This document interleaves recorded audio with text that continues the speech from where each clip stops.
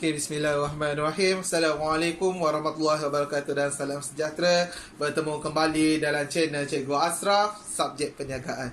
Okay, so di sini kita akan belajar video sebelum tu kamu dah belajar tentang guna tenaga penuh, betul? Kamu dah belajar tentang guna tenaga. So cikgu nak masuk kepada trend pertumbuhan ekonomi.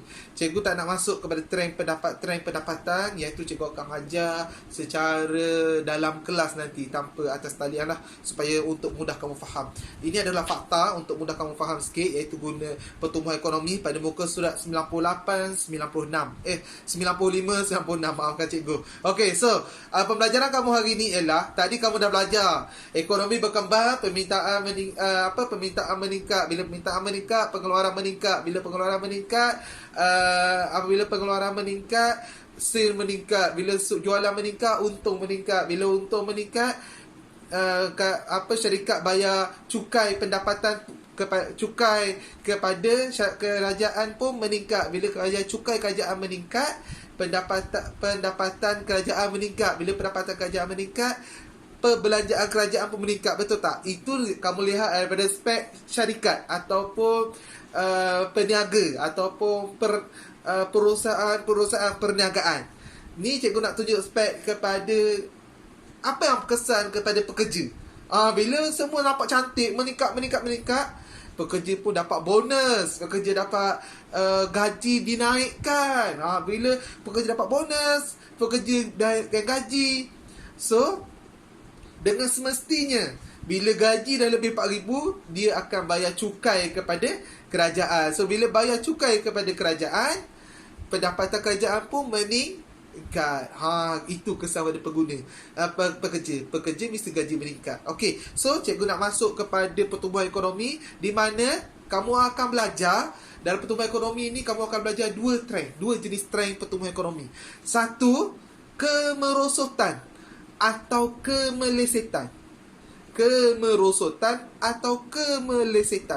Yang kedua, trend yang kedua ialah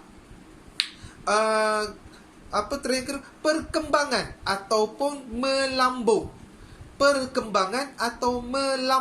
Okey, kemelesetan ni pernah berlaku dekat negara kita pada tahun 80-an, 88, 1998, 2009. Kamu boleh baca di contoh yang ada dekat dalam buku teks, kemelesetan ekonomi, di mana negara sangat susah. Kemelesetan ekonomi juga berlaku sekarang, tapi dalam konteks yang tak terlalu besar sangat lah. Tapi berlaku juga sekarang pada COVID-19 ni, betul tak? Dah makin ramai dah pekerja kena buang kan.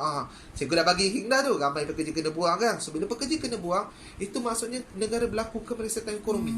Okey, cikgu nak sentuh dulu apa itu fasa merosot ataupun meleset, dan fasa perkembangan atau melambung. Kita boleh lihat kepada muka surat 96 anak-anak. So dekat sini awak akan boleh awak kalau nampak graf meleset macam ni. Contoh cikgu pegang dua pen ni. Kalau graf ni bila turun ke bawah, ekonomi turun ke bawah, nama dia meleset. Tapi bila naik ke atas, sentuh kat sini, ini fasa melambung. Ni fasa melambung.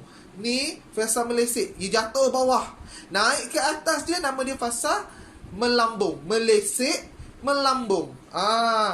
Cikgu, apa tu fasa meleset dan fasa melambung? Okey, mari kita cerita satu persatu dahulu.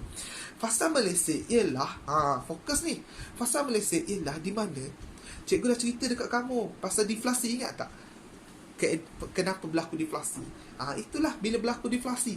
Bila berlaku deflasi, nama dia fasa meleset, kemelesetan ekonomi ataupun fasa kemerosotan ekonomi. Okey, deflasi ingat pembelajaran kita sebelum ni, di mana pekerja hilang pekerjaan. Kenapa pekerja hilang pekerjaan? Contoh dia dulu kerja hotel, sekarang ni syarikat hotel, orang tak pergi duduk hotel dah kan. So hotel tak ada orang dah pergi, dia orang tak boleh nak maintain, business sale tak ada, orang tak pergi dah ni. So bila tak boleh nak maintain, ada hotel yang terpaksa tutup perhotelan dia. Bila tutup perhotelan dia, tutup perniagaan dia, pekerja dia kena apa? Pekerja dia kena buang kerja. Bila pekerja buang kerja, apa berlaku? Cikgu akan cerita tentang circle kehidupan untuk kamu faham. Pekerja kena buang daripada kerja hotel tu sebab hotel tu dah tutup. Bila kena buang kerja, dia ada duit tak? Tak ada duit. Penduduk tak ada wang. Penduduk kekurangan wang tunai. Bila penduduk kurang wang tunai, penduduk nak belanja banyak tak beli barang kat kedai. Kurang beli barang. Penduduk kurang membeli barang kat kedai. Beli barang kat pasar raya. Cikgu sentuh pasar raya dalam konteks perniagaan. Kalau sebut pasar raya tu konteks perniagaan, mungkin bukan pasar raya, mungkin kedai gunting rambut, mungkin kedai kedai salon, mungkin kedai jual kek. Tapi cikgu sentuh konsep pasar raya supaya kamu nampak. Penduduk tak ada wang, penduduk tak beli barang. Bila penduduk tak beli barang atau kurang duit nak beli barang, penduduk kurang beli barang di pasar raya. Bila penduduk kurang beli barang pasar raya dapat sale tinggi tak? Dapat jualan tinggi tak? Taklah. Penduduk tak ada duit dah. Penduduk tak boleh nak beli barang dekat pasar raya. So bila penduduk kurang beli barang kat pasar raya, sale pasar raya, jualan pasar raya pun menurun. Bila jualan pasar raya menurun, pendapatan pasar raya menurun tak? Ya, keuntungan pasar raya pun menurun. Apa yang berlaku? Kemungkinan pasar raya tersebut terpaksa buang pekerja dia. Buang separuh pekerja dia. Kemungkinan juga pasar raya tu terpaksa tutup terus, lingkup terus, terpaksa buang semua pekerja dia. So bila pekerja tu dibuang kerja, apa yang berlaku? Bila pekerja dibuang kerja, pekerja tu menganggur, betul tak? Sekadar pengangguran makin meningkat atau menurun? Sebila kena buang, kadar pengangguran semakin meningkat. Reverse balik cerita dekat atas. Pekerja kena buang kerja. Pekerja tak ada duit tak? Tak ada. So penduduk tak ada duit. Penduduk tak boleh beli barang. Bila penduduk tak boleh beli barang, penduduk tak boleh nak beli pasar raya pun kurang jualan dia. Bila pasar raya kurang jualan dia, pendapatan pasar raya menurun. Itu rotetan dia. Review circle dia. Okay? Circle dia. So bila pengangguran tu tinggi, apa yang akan berlaku? Kemungkinan kadar jenayah pun tinggi. Sebab orang nak duit kan, kemungkinan orang akan merompak, mencuri dan sebagainya. So itu yang kita tak nak berlaku.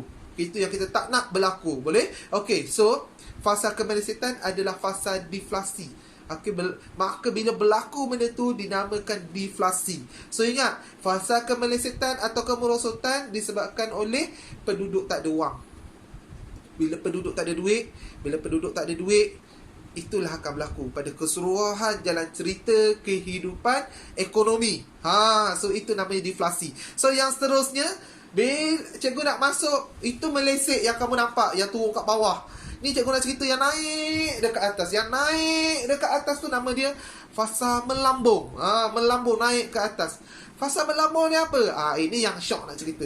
Fasa melambung ialah apabila yang cikgu cerita di pembelajaran sebelum ni, di mana ekonomi berkembang pesat. Bila ekonomi berkembang pesat, permintaan pun tinggi. Orang ada duit nak beli barang. Bila orang ada duit nak beli barang, permintaan pun tinggi. Bila permintaan tinggi, syarikat pun buat pengeluaran pun tinggi. Bila pengeluaran tinggi, jualan pun tinggi. Bila jualan tinggi, pendapatan syarikat pun tinggi. Bila pendapatan syarikat tinggi, syarikat akan bayar. Syarikat ni perniagaan lah, pasar raya ke, kedai salon ke, kedai kek ke, kedai workshop ke. So bila pendapatan syarikat tinggi, dia akan bayar cukai kepada siapa? Kepada kerajaan. So cukai kerajaan tinggi ke turun? Cukai kerajaan pun tinggi. Bila cukai kerajaan tinggi, pendapatan kerajaan pun tinggi. Bila pendapatan kerajaan tinggi, perbelanjaan kerajaan pun tinggi. Cikgu macam dah pernah dengar je cikgu sebut ni. Ya, cikgu dah sebut benda ni sewaktu pembelajaran kita diguna tenaga tadi. So benda yang sama dalam subjek perniagaan. Ingat, fasa melesek, penduduk tak ada wang.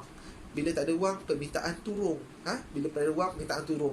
Di mana orang tak ada wang, dia nak pergi beli pasar raya. Bila tak beli barang kat pasar raya, permintaan pun turun. Bila permintaan turun, itulah menyebabkan kemelesetan ekonomi. Tapi fasa melambung, orang ada wang.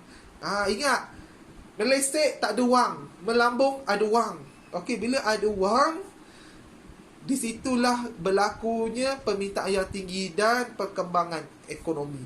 So, cikgu rumuskan apa yang pembelajaran hari ini.